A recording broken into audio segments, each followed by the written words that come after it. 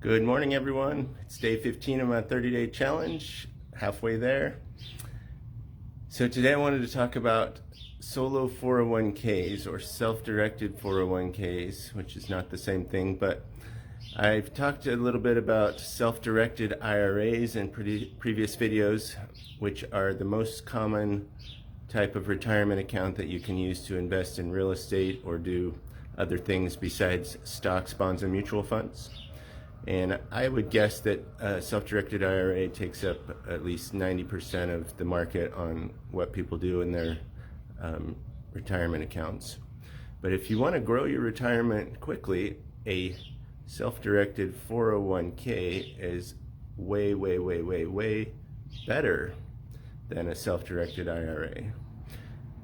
However, I do not personally have one. And why is that? Because with a solo 401k, which is the one that's easy to set up, it's not for a whole company, it's just for the owner, you cannot have any employees. It can be either owner or owner and spouse. If you have employees or if you're going to have employees, then you cannot do that. Well, if you're going to have employees, you can set one up, but then as soon as your employees are eligible, then you have to terminate the plan. So I've never set one up myself, but the huge advantage of the solo 401k over the self-directed IRA is that you can put in up to $69,000, or if you're over 50 like I am, you can put in up to $76,500 versus an IRA where you can only put in $7,000 or $8,000 if you're over 50. So you can grow it way faster. And that sounds like it's a huge tax loophole, because if I'm somebody who has high income, I would say, why don't I just create a solo 401k, create a business in name only, put $70,000 a year into it, make it a Roth IRA, and then grow that tax-free.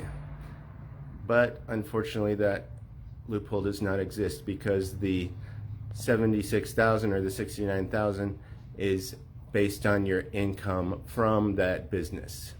So if you don't have a business, creating a business is very easy. Here's how you do it. I am in business. Done. I can now create a 401k. Of course, I would have to request a tax ID. But that's free and easy and instantaneous from the IRS's website.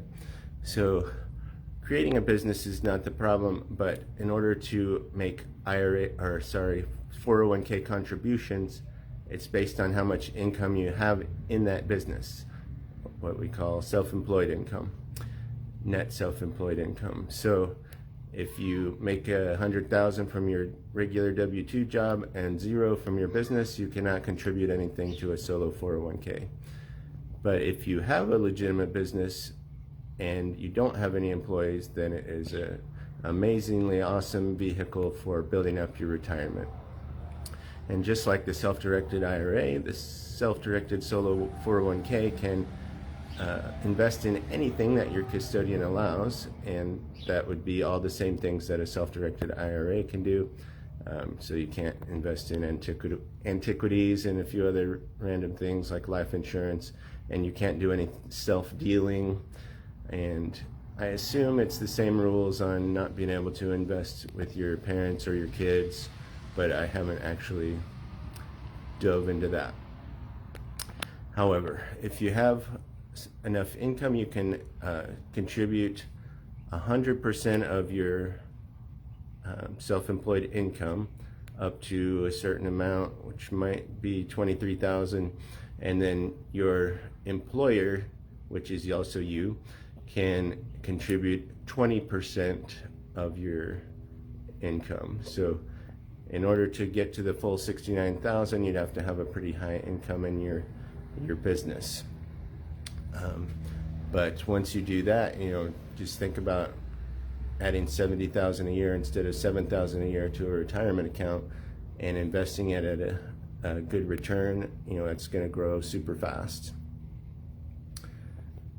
So if you do have a solo 401k or self-directed IRA, or you would like to create one and invest it in real estate, You know, those are the type of people we're looking for. If you know somebody who would like to become an investor partner in a real estate business, we're looking to raise a total of $1 million at least during this 30-day challenge. So please put the word out.